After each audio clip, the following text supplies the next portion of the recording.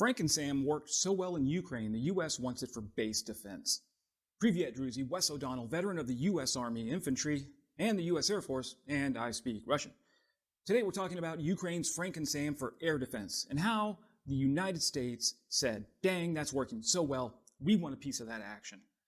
Chalk this one up to another example of how the Ukraine war is changing U.S. defense policy. One thing that Ukraine always needs more of is air defense assets. Defending against Russian missile barrages was one of Ukraine's major challenges in 2023, just as closing the skies is a major goal for 2024. Ukraine still has several Patriot batteries, and yes, that legendary system successfully engaged the Kinzhal so-called hypersonic missile last year, but only through a high expenditure of Patriot interceptors. To solve this issue, in 2023, the Pentagon cobbled together air defense components from a variety of parts from around the world in what is now described as FrankenSAM, the Frankenstein-like program for surface-to-air missiles. Last year, the Department of Defense was able to build a completely new SAM launcher from various radars, parts, and air-to-air missiles contributed by allies. Specifically, the Franken Sam system was built to fire the US-made AIM-9 Sidewinder air-to-air missile. Now, this is interesting in that the AIM-9 is very much an air-to-air weapon fired by US fighter jets.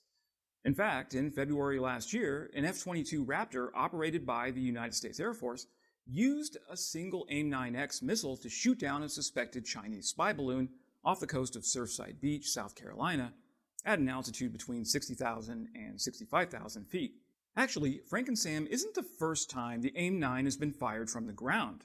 In 2016, the AIM-9X was test-fired from a multi-mission launcher at the White Sands Missile Range in New Mexico.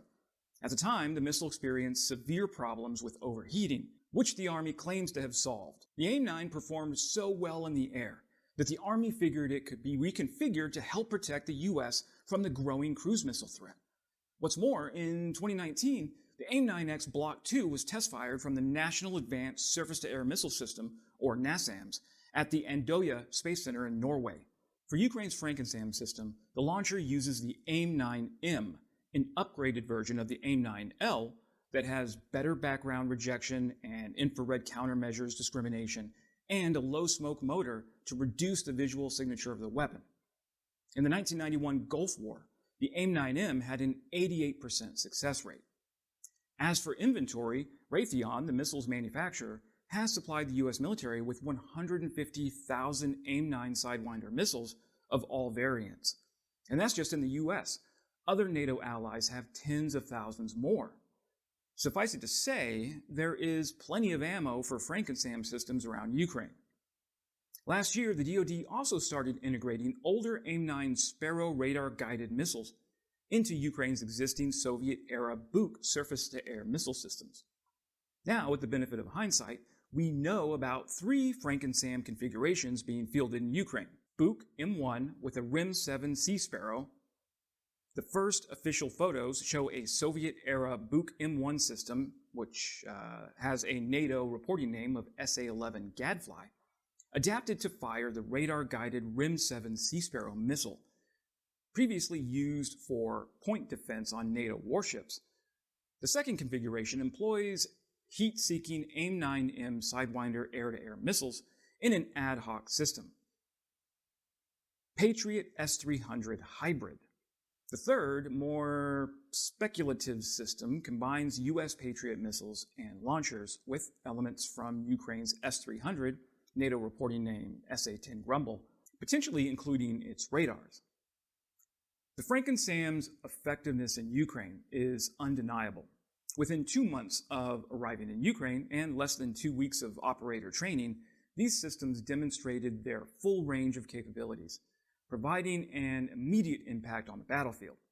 This rapid deployment is a testament to the innovative and agile approach taken by the U.S. Air Force and its Ukrainian partners. In fact, the success of Franken Sam in Ukraine has not gone unnoticed. The U.S. Senate Armed Services Committee has proposed that the U.S. Air Force adopt the Franken Sam for air-based defense. Indeed, the Senate identified several key areas for potential expansion. First, they want the Franken Sam for defensive air bases. The growing vulnerability of airfields to drone and missile attacks shows the need for effective SHORADs, short-range air defense systems. The FrankenSAM's modular and mobile configuration makes it an ideal candidate for this role. Next, they tasked the USAF with FrankenSAM integration into the broader defense network.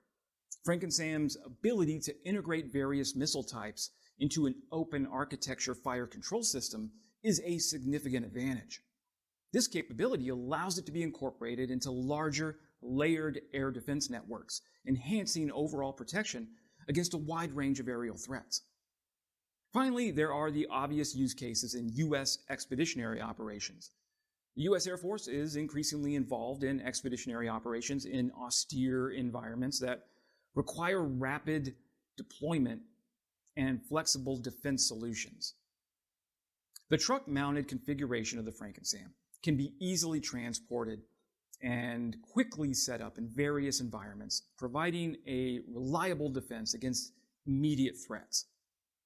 The Senate Armed Services Committee document tasks the U.S. Secretary of Defense to provide a briefing by March 31st, 2025, on the potential use of FrankenSAM by the U.S. Air Force.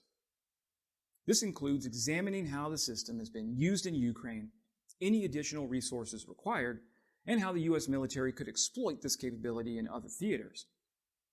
As future conflicts are likely to be fought in non-permissive aerial environments like Ukraine, the need for effective SHORADs is more pressing than ever.